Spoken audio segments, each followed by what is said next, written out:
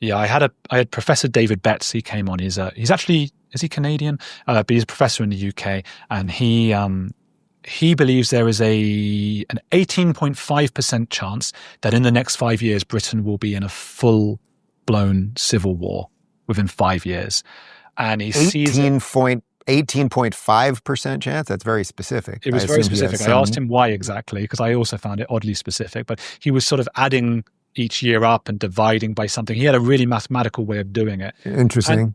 And he teaches, I can't remember what university, but he's an eminent professor, and he sees it. He didn't want to frame it, I guess, because he's a professor at a university, he has to be careful.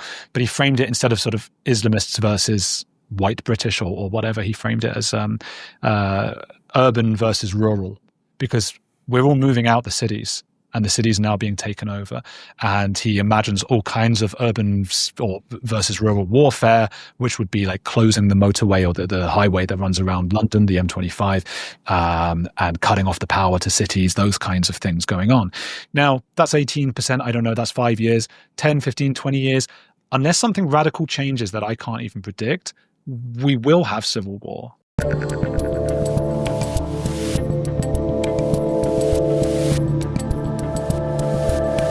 So when you see Keir Starmer give lip service to the Manchester attack, or now you've got this Home Secretary who, frankly, as an American, I think she's kind of for this stuff. What's her name? Shabumi?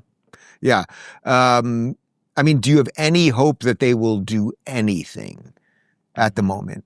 You know what's funny is that Keir my Starmer, questions are all very similar, I suppose. I'm just trying to what do we do? Something. Yeah. They're all what do we do? Shabana Mahmood, I mean, I was actually skeptical. So far, she's said all the right things and, done the right things as much as she can.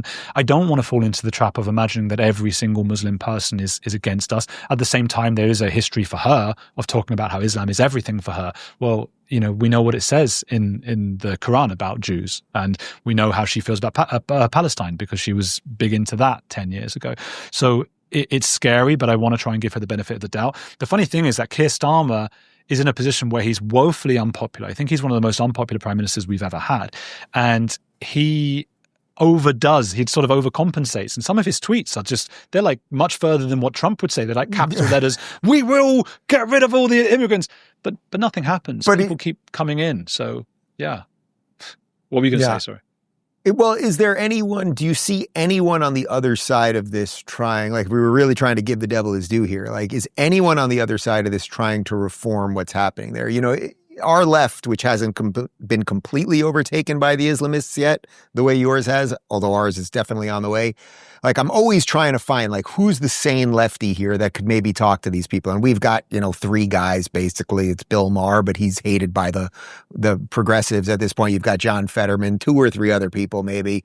Do you have anybody on that side that's making a dent against the radicalism? There's a few politicians in Labour who start saying these things, but what does right and left even mean anymore? Because it used to mean economic. Right. So if we're talking about social, I guess what you're asking is there anybody on the left who's on the right? And then they're on the right. Exactly. As soon as they say anything, they're on the right. So there are people I have on. I had a great guest on called Paul Embury, who was a former sort of unionist. He was with all the trade unions and stuff. I mean, that's as lefty as left gets. That's a classical lefty. But they would just describe him as right wing. I mean, I had him in my title as left wing trade unionist, but he was just saying, hey, there are British people here whose entire lives have changed, and nobody seems to care. And it's almost look, when I started with my old channel, it was cults and things like that on YouTube. I was Scientology and Hasidic Jews, and I really looked into cults. I wrote a book about them. I was really fascinated by how the cult mindset works. And I went away for many years from England, and then I came back. And I came back and I saw, oh my, you guys are in a cult. It's unbelievable. And when I go on the radio and I try to talk to those lefties that you're talking about, or even people who would call themselves conservatives, but they're a little bit old fashioned and they don't want to sort of say something that might seem impolite or whatever.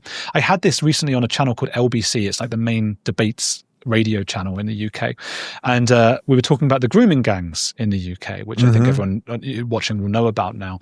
All the Muslim grooming gangs. Now there are British ones, white British grooming gangs as well, unfortunately, but not at the rate that we have grooming gangs among the particularly British Pakistanis. It is just much, much larger.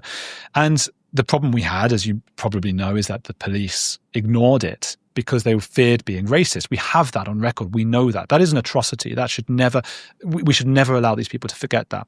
And when you talk to these people, these kind of liberal elites, I should say, on the radio, they will nod and agree and say the right things. And they'll say, yeah, it's terrible. Right. There should never be any, we should never equivocate about someone's race and the grooming gangs and things like that. However, they will then say, however, and they will equivocate in the same sentence. And they did that when I was on the radio.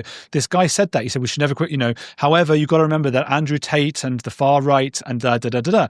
And I said, yeah, but Andrew Tate's also Muslim. And Andrew Tate's fan base is Muslim and has a much higher proportion of people who follow Andrew Tate who are Muslim. And then they just have nothing to say. It's just nothing. But it's mad that their answer to try and flip it round and blame the far right is by using one of our most infamous Muslims. It's a bizarre thing.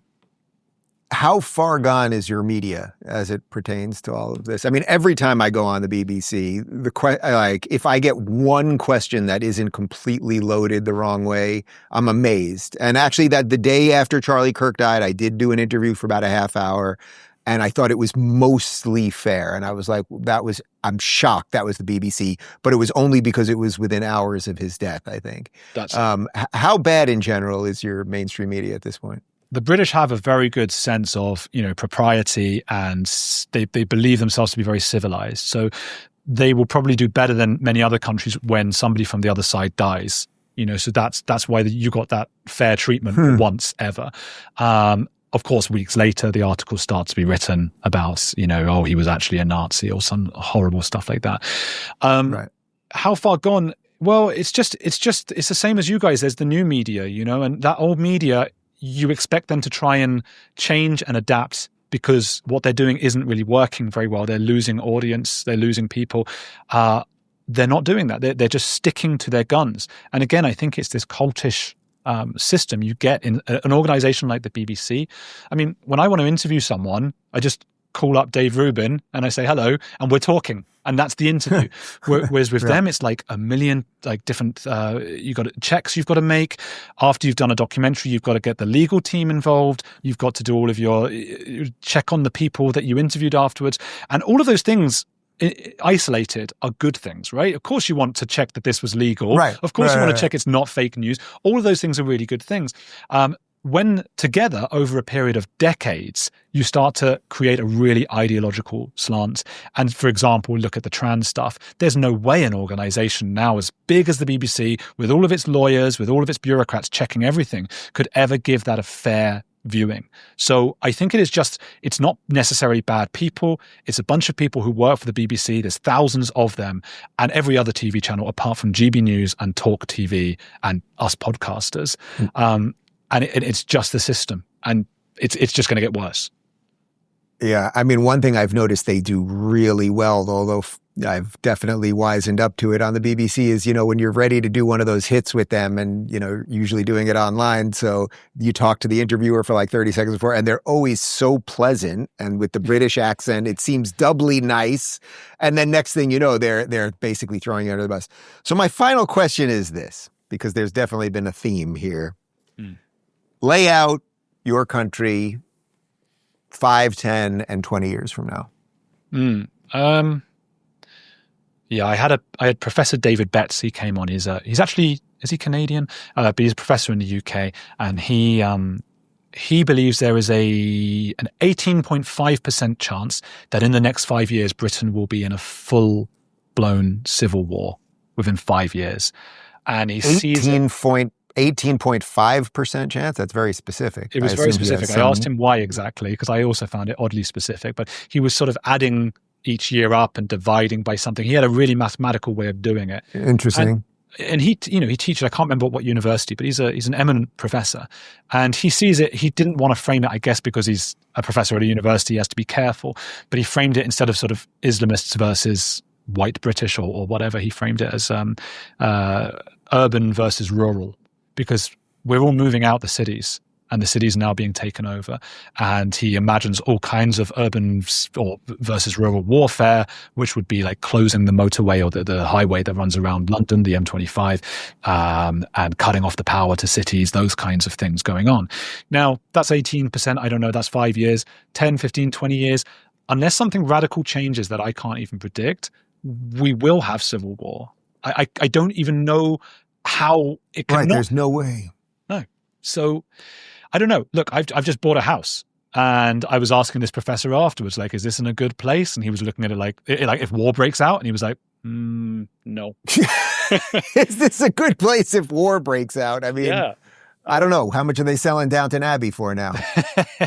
But he was talking more about, are you outside of that highway? Or are you on the inside of it? That's where it's going to be boarded up and you're going to be stuck. Those are real questions we ask ourselves now.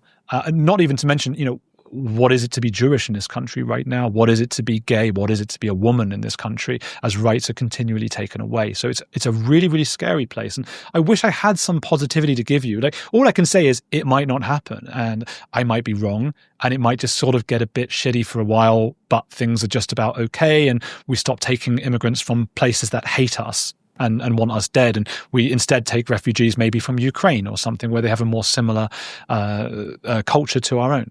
But yeah, I don't know. I worry. And we genuinely are sitting there and I'm going, okay, do I want to buy the house? Do I want to put more money into it? Or do I want that money to be fluid so that if I have to leave in a hurry, I've got that money. I can't suddenly sell the house if we're at war. These are real conversations I sit down and have. The Jewish community, at least half of them, are more aware than most people because they know what this is. They've seen this before. So the Jews are there with like a suitcase ready. If you're looking for more eye-opening and worldly conversations, make sure to dive into our international playlist. And if you want to watch full interviews on a wide variety of topics, watch our full episode playlist, all right over here. And to get notified of all future videos, be sure to subscribe and click the notification bell.